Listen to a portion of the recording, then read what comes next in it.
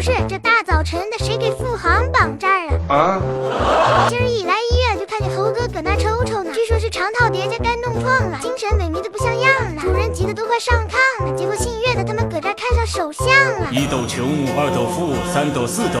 要不说这姓岳的就没把患者当人呢，抢小鸟的麻药，对老太太大叫，用辣条上吊，给猴子上料。先不管这种行为礼不礼貌，这他妈猴子会咬爆珠，我是万万没想到啊！由于这位患者比较稀缺，导致这几天医院都快变成动物园了。助理有事没事就过来串门了，口味香蕉苹果也不心疼了，给我猴哥他们快喂成天蓬了，愣是自己学会给自己关门了，真是猴子烦恼没人懂。我懂。